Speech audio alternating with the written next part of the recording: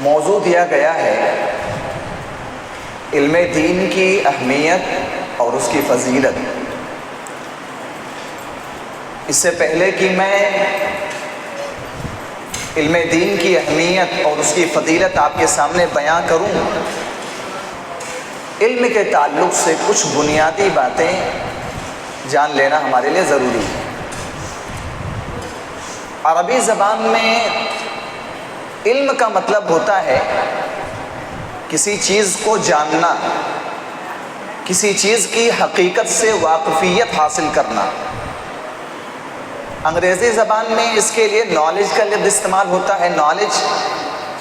ہندی زبان کے اندر اس کے لیے گیان کا ورڈ استعمال ہوتا ہے۔ ایک ہوتا ہے علم، ایک ہوتا ہے معرفت۔ ما الفرق بین العلم والمعرفہ؟ علم اور معرفت کے درمیان فرق کیا ہے؟ کچھ علماء کہتے ہیں کہ دونوں کے درمیان کوئی فرق نہیں ہے، دونوں مترادف لفظ ہیں، لیکن کچھ علماء کہتے ہیں کہ نہیں، ان دونوں کے درمیان فرق ہے۔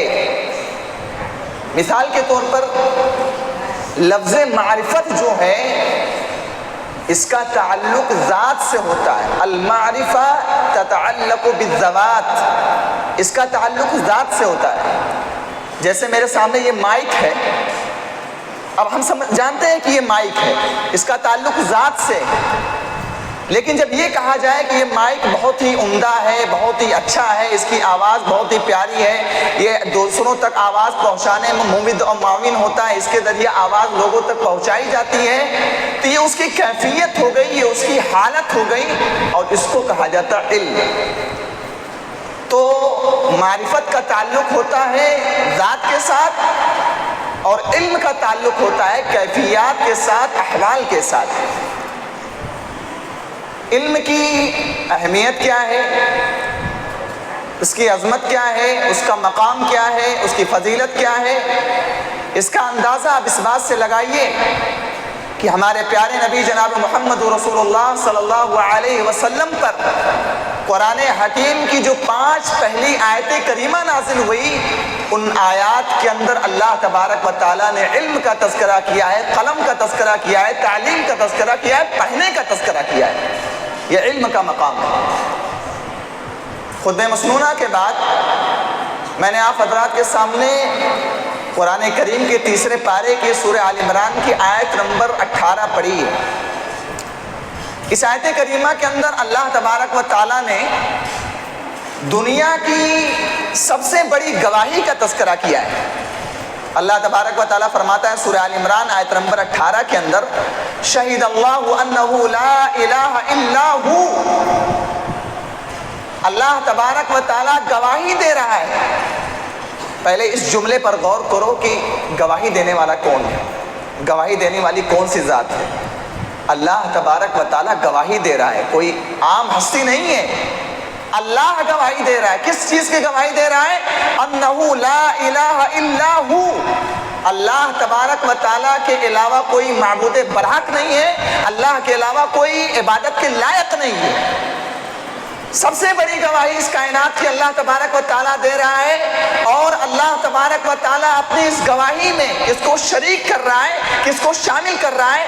اگلے ٹکڑے پر غور کرو، اللہ تبارک و تعالیٰ بیان فرماتا ہے، شہید اللہ انہ لا الہ الا ہو والملائکۃ۔ اللہ تبارک و تعالیٰ نے اپنی گواہی میں فرشتوں کو شامل کیا ہے کہ میں گواہی دے رہا ہوں، اور میرے ساتھ ساتھ میرے یہ معصوم فرشتے بھی گواہی دے رہے ہیں۔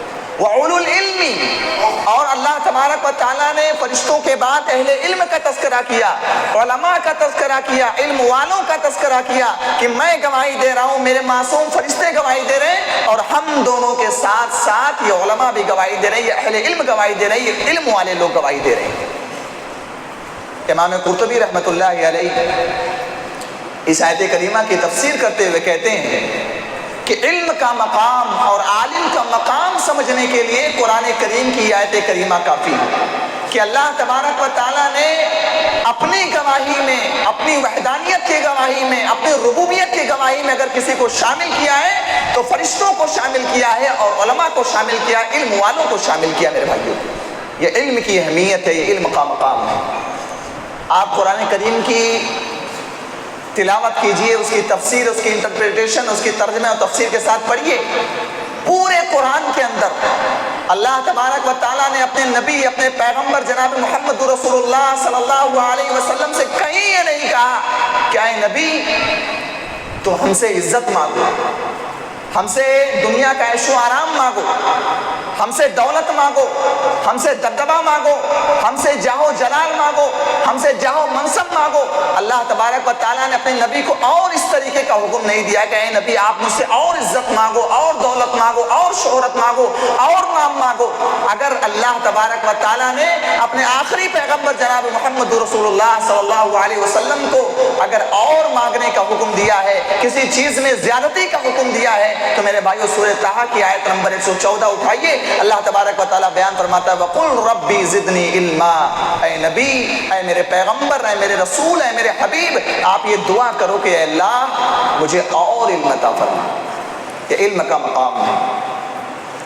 قرآن کریم کا 28واں پارہ اٹھائیے، اللہ تبارک و تعالیٰ تذکرہ فرماتا ہے یرفع اللہ الذین آمنوا منکم والذین اوتوا العلم درجات۔ اے ایمان والوں، جس طریقے سے اللہ تبارک و تعالیٰ ایمان والوں کے درجات کو بلند فرماتا ہے، ایمان والوں کے درجوں کو بڑھاتا ہے، اسی طریقے سے ایمان والوں کے درمیان ایک جماعت ایسی ہے، ایک کیٹیگری ایسا ہے، ایک طبقہ ایسا ہے جس کو اللہ تبارک و تعالیٰ عزت دیتا ہے، جس کو اللہ تبارک و تعالیٰ عظمت دیتا ہے، جس کو رب العالمین اونچا مقام دیتا ہے۔ اور وہ کون لوگ ہیں؟ وہ اہل علم ہے، وہ علم دین پھیلانے والے ہمارے علماء ہیں میرے بھائی۔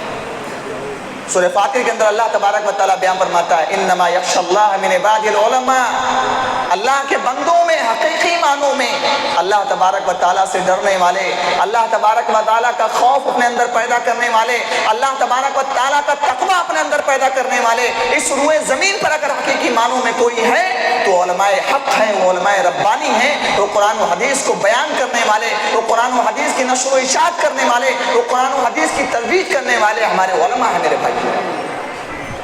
علم بڑی اونچی چیز ہے میرے بھائیوں۔ یہ دنیا کی دولت، دنیا کے اسباب، دنیا کا جاہ و منصب، دنیا کی آشائش اور دنیا کا عیش و آرام اور دنیا کا روپیہ پیسہ، دنیا کی دولت علم کا مقابلہ نہیں کر سکتی۔ علم دولت کے آگے نہیں جھک سکتا ہے، دولت علم کے آگے جھکی ہے۔ تاریخ کا ریکارڈ رہا ہے، تاریخ نے نوٹ کیا ہے، تاریخ نے ریکارڈ کیا ہے کہ مدینہ کے اندر جب امام مالک رحمۃ اللہ علیہ مسجد نبوی کے اندر حدیث کا درس دیتے تھے تو وقت کا حکمراں اپنے بچوں کو لے کر آتا تھا اور امام مالک رحمۃ اللہ علیہ کے پاس آ کر گریہ وجاری کرتا تھا کہ امام مالک ذرا میرے بچوں کو بھی حدیث پڑھا دیجیے۔ تاریخ نے نوٹ کیا ہے، تاریخ نے ریکارڈ کیا ہے کہ محدثین کرام جب حدیث کا درس دیتے تھے میرے بھائیوں، اور عوام کا، علماء کا، طلباء کا مجمع ان کو گھیر لیتا تھا اور بادشاہ کے وزیر حیران ہو جاتے تھے کہ ہمارے بادشاہ کے سر کا تاج، ہمارے بادشاہ کے سر کا تاج، ہمارے خلفاء کا روب و دبدبہ، ہمارے بادشاہ کا قیمتی کپڑا عوام کو کھینچ کے نہیں لاتا ہے۔ یہ غریب، یہ بوسیدہ کپڑے پہننے والے علماء، ان کے اندر کیا کشش ہے، ان کے اندر کیا اٹریکشن ہے، ان کے اندر کیا خوبی ہے کہ لوگ ان کی طرف کھینچے چلے جاتے ہیں۔ علم بڑی اونچی چیز ہے میرے بھائیوں۔ اللہ کے رسول صلی اللہ علیہ وسلم کی ایک حدیث میں آپ کے سامنے پیش کر رہا ہوں، ذرا دل کے دروازے کھول کر اس حدیث رسول کو سنیے گا۔ ہمارے علماء بیٹھے ہیں، آج یہ ایک معمولی سا موبائل تقریباً 20-25 سالوں کے اندر اس طریقے سے عروج پر آ گیا کہ دنیا کا کوئی کام اس کے بغیر ہو ہی نہیں سکتا ہے۔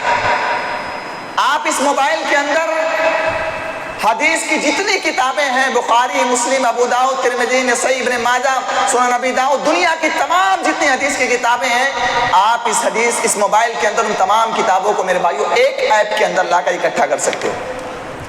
پہلے ہمارے علماء کو، ہمارے اکابرین کو اگر کوئی حدیث تلاش کرنی ہوتی تھی تو کیا کرتے تھے؟ بخاری کی تمام جلدوں کو الٹتے تھے، پلٹتے تھے، ان تمام بوسیدہ جلدوں کو، مجلدات کو پلٹتے تھے کہ بخاری کے اندر وہ حدیث کہاں ہے۔ آج اس موبائل نے اتنا کام آسان کر دیا ہے کہ اس حدیث رسول کا ایک ٹکڑا آپ ڈالیے، یہ موبائل بتا دے گا کہ وہ حدیث بخاری میں کہاں ہے، مسلم میں کہاں ہے، ابو داؤد میں کہاں ہے، نسائی میں کہاں ہے، ترمذی میں کہاں ہے۔ یہ اس موبائل نے کام اتنا آسان کر دیا ہے۔ جو حدیث میں آپ کے سامنے پیش کرنے جا رہا ہوں، یہ حدیث ابو داؤد کے اندر بھی ہے، ترمذی کے اندر بھی ہے، سنن ابن ماجہ کے اندر بھی ہے اور مسند احمد کے اندر بھی ہے۔ اس حدیث کو روایت کرنے کے لیے ایک انسان سفر کرتا ہے۔ کہاں سے کہاں تک سفر کرتا ہے؟ مدینہ سے دمشق کا سفر کرتا ہے۔ اور آپ گوگل پر میپ پر آپ جا کے سرچ کرو کہ مدینہ اور دمشق کے درمیان کتنی دوری ہے، کتنا فاصلہ ہے، کتنا ڈسٹنس ہے، آپ کو بتایا جائے گا کہ مدینہ اور دمشق کے درمیان 1267 کلومیٹر، تقریباً 1250 کلومیٹر کی دوری ہے۔ ایک حدیث کو روایت کرنے کے لیے ایک انسان 1200 کلومیٹر کا 1267 کلومیٹر کا سفر پیدل طے کر رہا ہے۔ یہ ہمارے اسلاف کے اندر علم کو حاصل کرنے کا جذبہ کس طریقے سے پھوٹ پھوٹ کر بھرا ہوا تھا، آج وہ میرے بھائی وہ جذبہ ہمارے اندر سے فوت ہو چکا ہے۔ اللہ کی قسم، ہمارے علماء تشریف لاتے ہیں، ہمارے اکابرین تشریف لاتے ہیں اس طریقے کی مجلسوں میں، لیکن مسجد کے بغل میں رہنے والا انسان مسجد کے پروگرام کو، مسجد کے اجلاس کو، مسجد کی مجلس کو معمولی سمجھتا ہے اور یہ کہہ کر ٹال دیتا ہے کہ جناب مسجد کا پروگرام ہے، اس میں کون شرکت کرے گا۔ ہمارے اندر وہ جذبہ نہیں رہا علم دین حاصل کرنے کا، ہمارے اندر وہ جذبہ نہیں رہا کہ ہمارے علماء کرام اتنی محنتیں کر کر کے نہ جانے کہاں کہاں سے اللہ اس کے رسول کی باتوں کو اکٹھا کر کے کتنے حدیث اور کتنے کتابوں کا مطالعہ کر کے ہمارے سامنے پیش کرنے کے لیے آئے ہیں، لیکن آج کے لوگوں کے درمیان اتنی توفیق نہیں ہے کہ مسجد کے اندر 2-4 گھنٹے کے لیے پروگرام ہو رہا ہے، 1-2 گھنٹے کے لیے پروگرام ہو رہا ہے، اللہ اس کے رسول کی باتیں بتائی جائیں گی، چل کر ہم اس مسجد کے اندر بیٹھ جائیں اور قرآن اور حدیث کی باتیں کو سیکھ لیں۔ آج ہمارے اندر وہ جذبہ نہیں ہے۔ اس حدیث رسول کو روایت کرنے کے لیے ایک انسان 1250 کلومیٹر کا سفر طے کر کے جا رہا ہے۔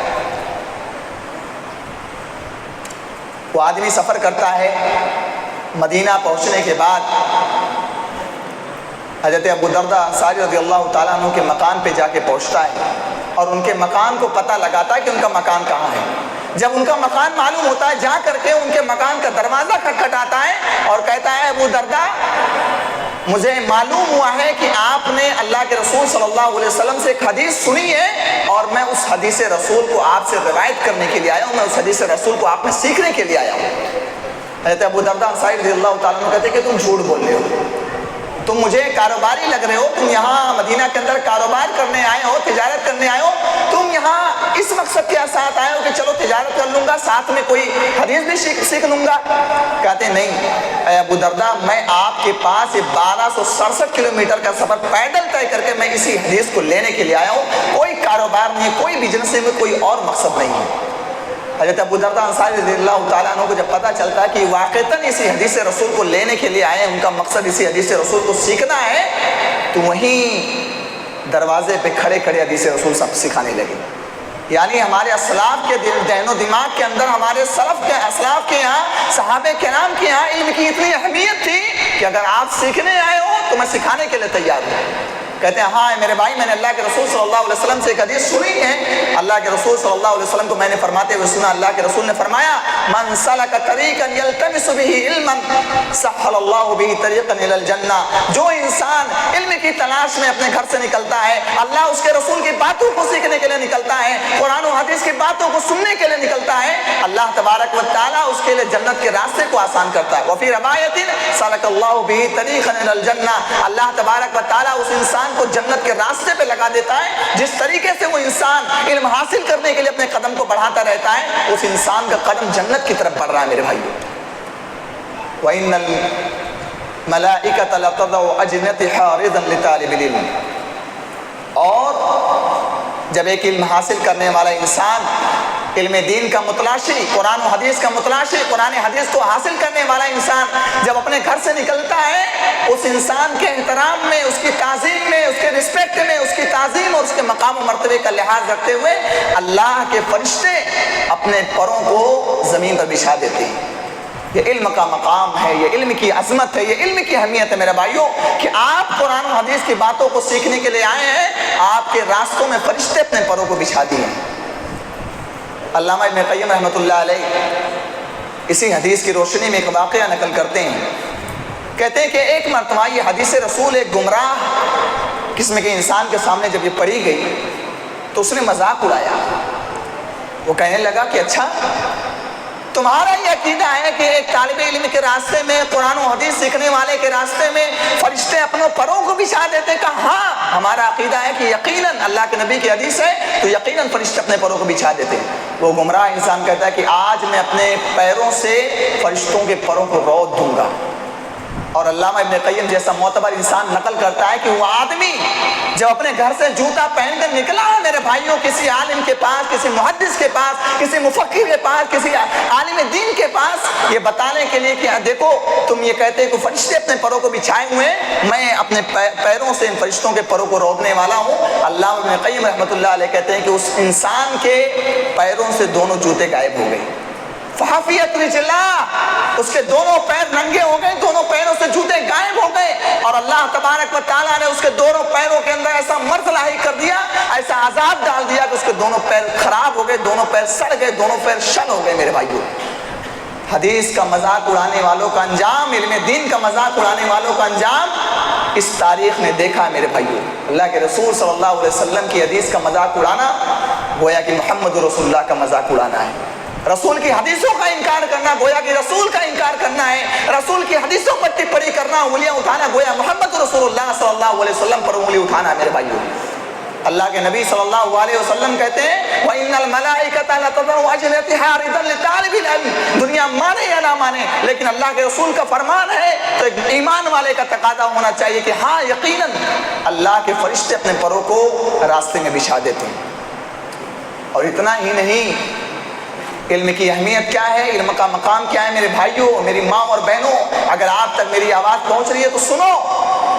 آج گھر کے اندر جب بچے کی ولادت ہوتی ہے، گھر کے گارجین، گھر کے والدین، گھر کے ماں باپ یہ تمنا کرتے ہیں کہ میرا یہ بیٹا بڑی مدتوں کے بعد ہمارے درمیان آیا ہے، بچے کی ولادت ہوئی ہے، ہم اس بچے کو ڈاکٹر بنائیں گے، میں اپنے اس بچے کو انجینئر بناؤں گی، میں اپنے اس بچے کو لائر بناؤں گا، میں اپنے اس بچے کو وکیل بناؤں گا، میرا بچہ بڑے ہو کر کے ڈاکٹر بنے گا، انجینئر بنے گا، وکالت کرے گا، عصری علوم کے ایک اعلیٰ مقام پر فائز ہوگا۔ میرے بھائیوں، آج کے لوگوں کی یہ تمنائیں ہیں، غلط نہیں ہے، منع نہیں ہے شریعت کے اندر، آپ اپنے بچوں کو انجینئر بناؤ، آپ اپنے بچوں کو ڈاکٹر بناؤ، آپ اپنے بچوں کو لائر بناؤ۔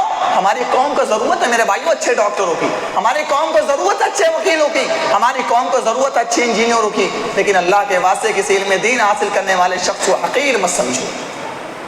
کسی طالب علم کو جو قرآن و حدیث کو سیکھنے کے لیے کسی مدرسے میں جاتا ہے اور وہاں کی بوسیدہ چٹائیوں پہ بیٹھ کر قال اللہ و قال رسول کی صدائیں بلند کرتا ہے، اللہ کی قسم اس انسان کو حقیر مت سمجھو۔ اگر کسی ماں نے اپنے بیٹے کو قرآن و حدیث کے راستے پہ لگایا ہے، قرآن و حدیث کو سیکھنے کے لیے لگایا ہے، اللہ کی قسم اس ماں کی قسمت اس انسان اس ماں سے کم نہیں ہے جس ماں کی یہ تمنا ہوتی ہے کہ میں اپنے بیٹے کو انجینئر بناؤں گی، اپنے بیٹے کو عالم دین کے علاوہ ڈاکٹر اور انجینئر اور لائر بناؤں گی۔ وَإِنَّ الْعَالِمَ لَيَسْتَغْفِرُ لَهُ مَنْ فِي السَّمَاوَاتِ وَالْأَرْضِ، اور حدیث پاک کا اگلا ٹکڑا غور کیجئے، اللہ کے نبی صلی اللہ علیہ وسلم بیان فرماتے ہیں کہ عالم دین کے لیے زمین و آسمان کی تمام مخلوقات مغفرت کی دعائیں کرتی ہیں۔ جو آدمی علم سیکھنے کے لیے، قرآن اور حدیث کو سیکھنے کے لیے جاتا ہے، اس عالم دین کے احترام میں، اس انسان کے احترام میں، اس انسان کے لیے زمین و آسمان کی تمام مخلوقات دعائیں کرتی ہیں، حتی الحیتان فی الماء، یہاں تک کہ پانی کے اندر رہنے والی مچھلیاں بھی دعائیں کرتی ہیں۔ سوال یہ کیا گیا کہ پانی کی مچھلیوں کا کیا فائدہ ہے؟ عوام کا تو سمجھ میں آتا ہے کہ انسان جب قرآن و حدیث کی باتیں کسی مدرسے سے سیکھ کر آتا ہے تو اپنے علاقے کے درمیان قرآن و حدیث کی ترویج کرتا ہے، قرآن و حدیث کو بتلاتا ہے، لوگوں کی رہنمائی کرتا ہے، یہ تو سمجھ میں آتا ہے کہ عوام کا اس سے فائدہ ہو رہا ہے، تو حق یہ بنتا ہے کہ عوام اس کے حق میں مغفرت کی دعا کرے۔ لیکن یہ پانی کی مچھلیوں کا کیا فائدہ، وہ کیوں عالم دین کے لیے اور علم حاصل کرنے والے کے لیے دعائیں کرتی ہیں؟ علماء شارحین اس حدیث رسول کی شرح کرتے ہوئے کہتے ہیں کہ پانی کی مچھلیاں اس لیے دعائیں کرتی ہیں کیونکہ ایک عالم ہے، ایک علم دین حاصل کرنے والا شخص ہی بتاتا ہے کہ مچھلی حلال ہے کہ حرام ہے، جائز کیا ہے، ناجائز کیا ہے، صحیح کیا ہے، غلط کیا ہے۔ ہمارے علماء بتاتے ہیں یہ عوام کو ان کے حق میں کیا مفید ہے، کیا نقصان دہ ہے۔ میرے بھائیو، یہ ہمارے علماء رہنمائی کرتے ہیں، یہی وجہ ہے کہ زمین و آسمان کی تمام مخلوقات ان کے لیے مغفرت کی دعائیں کرتی ہیں۔ وفضل العالم على العابد كفضل القمر على سائر الكواكب۔ اور اللہ کے نبی صلی اللہ علیہ وسلم نے بیان فرمایا کہ علم دین حاصل کرنے والے کی مثال، علم دین حاصل کرنے والے کی فضیلت ایک عابد انسان کے اوپر ایسے ہی ہے جیسے 14ویں رات کا چاند تمام ستاروں پر فائق ہوتا ہے، تمام ستارے اس کے سامنے پھیکے نظر آتے ہیں۔ اللہ کے رسول صلی اللہ علیہ وسلم نے کہا ایک عالم کی مثال ایسی ہے، ایک عالم ہے، قرآن و حدیث کو بیان کرنے والا ہے، لوگوں کے درمیان اللہ اس کے رسول کی باتیں بیان کرنے والا ہے، اور ایک عابد انسان ہے جو نمازوں کا پابند کرتا ہے، نمازوں کی پابندی کرتا ہے، فرائض کا اہتمام کرتا ہے، تہجد گزار ہے، لیکن وہ انسان عالم نہیں ہے۔ اللہ کے نبی صلی اللہ علیہ وسلم نے بیان فرمایا اس عبادت گزار شخص پر اس عالم کی فضیلت ایسے ہی ہے جیسے 14ویں رات میں ایک چاند کی فضیلت، 14ویں رات کا چاند کی فضیلت تمام ستاروں پر ہوتی ہے، تمام کے تمام ستارے اس کے سامنے پھیکے نظر آتے ہیں، ان کی روشنی ختم ہو جاتی ہے۔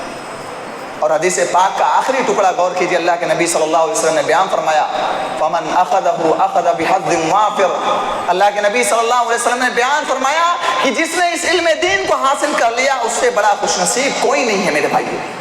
اللہ تبارک و تعالیٰ یہ علم دین سب کو نہیں دیتا میرے بھائی، ایک بات کان کھول کر سن لو، اگر اللہ تبارک و تعالیٰ یہ علم دین سب کو عطا فرما دے تو دنیا کے اندر کوئی جاہل ہی نہیں بچے گا، تمام کے تمام لوگ عالم بنیں گے، تمام کے تمام لوگ علماء نظر آئیں گے۔ اللہ تبارک و تعالیٰ لاکھوں میں، کروڑوں میں، سینکڑوں میں، کئی لوگوں کی تعداد میں ایک انسان کو چنتا ہے۔ اللہ تبارک و تعالیٰ جس کے اندر خیر کا پہلو دیکھتا ہے، اللہ تبارک و تعالیٰ اس انسان کو چنتا ہے علم دین کے لیے۔ اللہ کے رسول صلی اللہ علیہ وسلم بیان فرماتے ہیں مَن يُرِدُ اللَّهُ بِهِ خَيْرًا يُفَقِّهُ فِي الدِّينِ۔ اللہ تبارک و تعالیٰ جس کے ساتھ بھلائی کا ارادہ کرتا ہے، اللہ تبارک و تعالیٰ جس کے ساتھ کچھ اچھا کرنا چاہتا ہے، اس کو اللہ تبارک و تعالیٰ علم دین کی سمجھ دیتا ہے، سب کو اللہ تعالیٰ علم دین کی سمجھ نہیں دیتا ہے۔ اور اللہ کے رسول صلی اللہ علیہ وسلم بیان فرماتے ہیں طلب العلم فریضۃ علی کل مسلم۔ حضرت انس بن مالک رضی اللہ تعالیٰ عنہ حدیث کے راوی ابن ماجہ کی صحیح روایت ہے کہ علم کا حاصل کرنا ہر مسلمان کے اوپر فرض ہے۔ یہاں پر رک کر کے ہم تھوڑی اپنی بات کو ایکسپلین کرتے ہیں، آپ کے سامنے تھوڑا اور اس طریقے سے اس حدیث رسول کو کھولتے ہیں۔ سوال یہ ہے کہ علم حاصل کرنے کا کیا مطلب ہے؟ کیا علم دین حاصل کرنے کا یہی مطلب ہے کہ ایک آدمی، ایک بچہ کسی ادارے میں جا کر کے جامعہ رحمانیہ کاندے ولی میں، جامعہ اسلامیہ کوسہ ممبرہ کے اندر جا کر کے علم حاصل کرے، وہاں پر علم کی ڈگری حاصل کرے، عالم بن جائے، فاضل بن جائے، یہی اس حدیث رسول کے اندر علم حاصل کرنے کا مطلب ہے؟ یا اس حدیث کا مطلب یہ بھی ہے کہ آدمی کتاب کا مطالعہ کرے، آدمی کسی کی تقریر سننا شروع کر دے، کوئی علمی بیان سننا شروع کر دے؟ تو یاد رکھو میرے بھائیوں کہ علم جو ہوتا ہے اس کے حصول کی دو ہی شکلیں ہیں، اس کے حاصل کرنے کا دو ہی طریقہ ہے، دو ہی شکل ہے، ایک عام شکل ہے، ایک تھوڑی کامن شکل ہے، اور ایک خاص شکل ہے، ایک اسپیشل شکل ہے۔ کامن شکل کیا ہے؟ کامن شکل یہ ہے کہ آپ کو علم کی بات جہاں بھی اور جتنی بھی ملے آپ وہاں اس علم کو حاصل کریں، آپ طالب علم مانے جائیں گے۔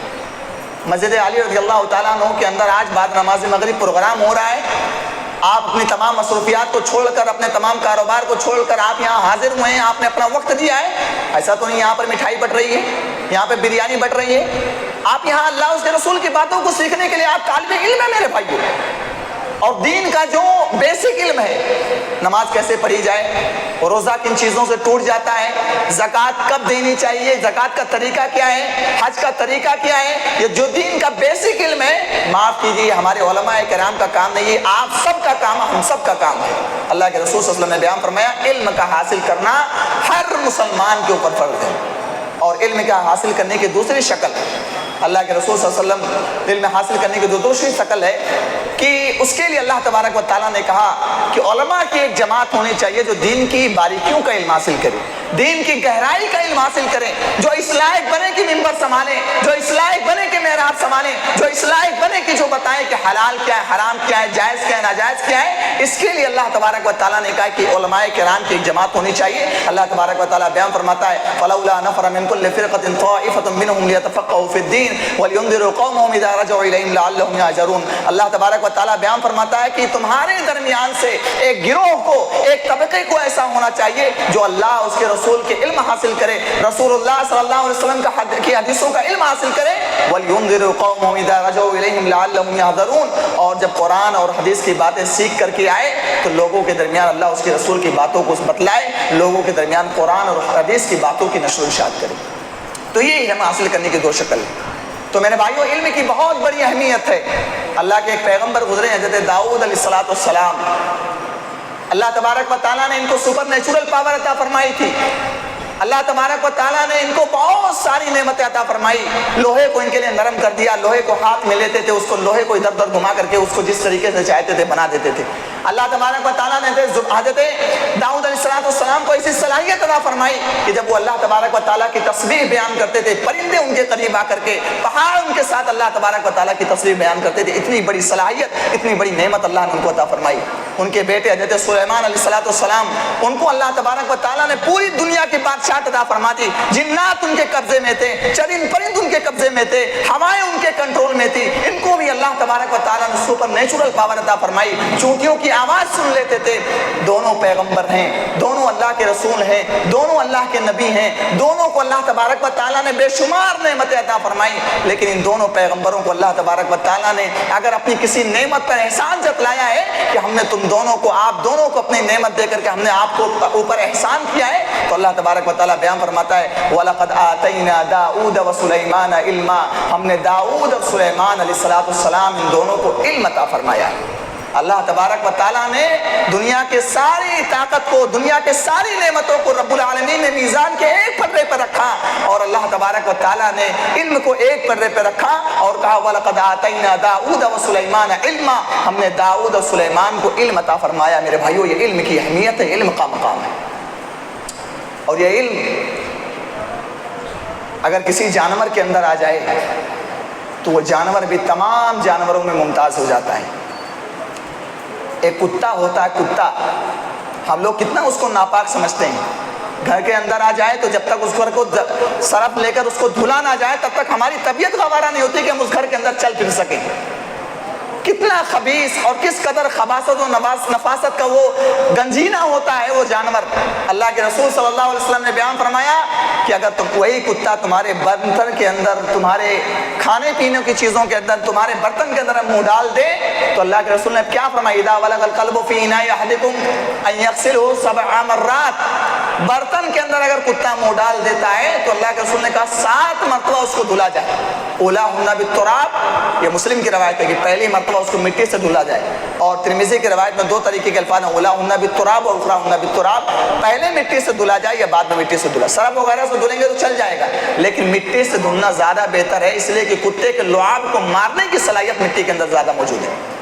اس قدر خباثت اس کے اندر موجود ہوتی ہے، کس طریقے سے گندگیاں اور بیکٹیریا اس کے اندر موجود ہوتی ہیں کہ اللہ کے رسول نے کہا 7 مرتبہ اس کو دھلا جائے تب جا کر آپ کا برتن پاک ہوگا۔ لیکن اگر اسی کو جانور کے اندر علم ڈال دیا جائے، اسی کتے کے اندر اسی کتے کو ٹرینڈ کر دیا جائے، تو اللہ کے رسول صلی اللہ علیہ وسلم نے کہا کہ اگر وہی کتا تم اس کو ٹرینڈ کر دیتے ہو، اس کو سکھلا دیتے ہو، اس کے اندر علم کو ڈال دیتے ہو، اور اگر وہی تمہارا کتا شکار کر کے لاتا ہے اور شکار کیا ہوا جانور اگر اس کے دانت سے دبایا ہوا جانور وہ مر جاتا ہے، اللہ کے رسول صلی اللہ علیہ وسلم نے کہا اگر بسم اللہ پڑھ کے تم نے اس جانور اس کتے کو بھیجا ہے تو تم اس جانور کو کھا سکتے ہو۔ اس جانور کو جو کتا پکڑ کے لاتا ہے رسول اللہ نے کہا اس جانور کو کھایا جا سکتا ہے۔ علم نے فرق کر دیا میرے بھائیو ایک عام کتے کے درمیان، جو عام کتا ہوتا ہے، اور ایک کلب معلم ہوتا ہے جس کو انگلش کے اندر ٹرین ڈاگ کہا جاتا ہے۔ یہ علم کا مقام ہے کہ ایک علم، جس ایک کتا عام کتا ہے وہ برتن کے اندر منہ ڈالے تو 7 مرتبہ دھلنے کا حکم، لیکن جس کتے کے اندر علم داخل کر دیا گیا، اس کو ٹرینڈ کر دیا گیا، اس کو بتلا دیا گیا، وہ جانور کو پکڑ کر لاتا ہے اور جانور مر بھی جاتا ہے۔ رسول اللہ صلی اللہ علیہ وسلم نے کہا اس جانور کو کھایا جا سکتا ہے میرے بھائیو۔ اور علم کی اہمیت اور اس کی فضیلت کا اندازہ آپ اس بات سے لگاؤ کہ علم، آپ قبر کے اندر جاؤ گے یہ علم آپ کے کام آئے گی۔ آپ کی دولت، آپ کی بلڈنگیں، آپ کا عیش و آرام، آپ کی لگژری لائف، آپ کی اولاد، یہ تمام کی چیزیں آپ کے کام نہیں آئیں گی میرے بھائیو۔ آپ کی اولاد آپ سے بڑی محبت کرتی ہے، آپ کا دکھ برداشت نہیں کر پاتی ہے آپ کی اولاد، اللہ کی قسم آپ مرو گے انہی کندھوں پہ لے جا کر رکھ کر آپ کے بچے، آپ کے اعزاء و اقارب آپ کو قبرستان چھوڑ کے چلے آئیں گے، اندھیری کوٹھری میں آپ کو چھوڑ کے چلے آئیں گے۔ منکر نکیر آئیں گے، آپ سے سوال کریں گے من ربک ما دینک ما کنت تقول فی ھذا الرجل محمد۔ اللہ کے رسول صلی اللہ علیہ وسلم بیان فرماتے ہیں اگر نیک انسان ہوگا صحیح طریقے سے جواب دے دے گا، فرشتے اسے سوال کریں گے ما یدریک، تم نے تو اتنے بہتر طریقے سے ان تمام چیزوں کا جواب دے دیا ہے. ما یدریک واٹ ڈڈ یو نو, تم نے یہ تمام کی تمام چیزیں کیسے معلوم کی؟ وہ آدمی کہے گا قرأت کتاب اللہ, میں نے اللہ تبارک و تعالیٰ کی کتاب کو پڑھا تھا, میں نے رب العالمین کی کتاب کو پڑھا تھا, اس کا علم حاصل کیا تھا, اس علم کی وجہ سے میں آج تمہارے سامنے یہ تمام کے تمام چیزوں کا جواب دے رہا ہوں. میرے بھائیو, تو علم ایک ایسی چیز ہے جو قبر کے اندر ہمارے ساتھ آئی. اور ایک آخری حدیث رسول پڑھ کر اپنی بات ختم کروں گا. اللہ کے رسول صلی اللہ علیہ وسلم بیان فرماتے ہیں کہ انسان جب مر جاتا ہے اس کے تمام اعمال کا سلسلہ منقطع ہو جاتا ہے. اذا مات الانسان انقطع عنه امره الا من ثلاث, الا من صدقة جاریہ او علم ينتفع به او ولد صالح يدعو له. اللہ کے رسول نے بیان فرمایا کہ انسان مر گیا, تمام کے تمام اعمال کا سلسلہ ختم ہو گیا, تین چیزوں کا ثواب پہنچتے رہتا ہے. اللہ کے رسول صلی اللہ علیہ وسلم نے کہا او علم ينتفع به, ایسا علم چھوڑ کر گیا ہو جس سے لوگ فائدہ اٹھاتے ہوں, ایسے شاگردوں کو چھوڑ کر گیا ہو جو شاگرد تمام کے تمام لوگ مل کر کے اللہ اس کے رسول کی باتوں کو پھیلاتے ہیں, قرآن اور حدیث کی ترویج کرتے ہیں, قرآن و حدیث کی نشر و اشاعت کرتے ہیں. اللہ کے رسول صلی اللہ علیہ وسلم نے بیان فرمایا کہ ایسے شاگرد کی وجہ سے اس استاد کو ثواب پہنچتا رہے گا. ایسی کتاب لکھ کر گیا ہو, ایسی تقریر کر کے گیا ہو کہ لوگ اس سے فائدہ اٹھاتے ہوں. اللہ کے رسول صلی اللہ علیہ وسلم کہتے ہیں کہ مرنے کے بعد اس علم دین کا فائدہ اس انسان کو پہنچتا رہتا ہے. میرے بھائیوں, میں وقت ختم ہو گیا. اللہ تبارک و تعالیٰ سے دعا رب العالمین ان تمام باتوں پر ہمیں عمل کرنے کی توفیق عطا فرمائے. رب العالمین تو آج کی اس مجلس میں ہمارے جو بھائی لوگ شامل ہوئے ہیں, شریک ہوئے ہیں, رب العالمین ہماری اس حاضری کو قبول فرما لے. رب العالمین ہمیں قرآن و حدیث کی باتوں پر چلنے کی توفیق عطا فرمائے, صحابہ کرام کے منہج پر چلنے کی توفیق عطا فرمائے. پروردگار جب تک اس کائنات کے اندر رکھ, ایمان بالخیر پر رکھ اور خاتمہ بھی ایمان بالخیر پر. آمین. وآخر دعوانا الحمد للہ رب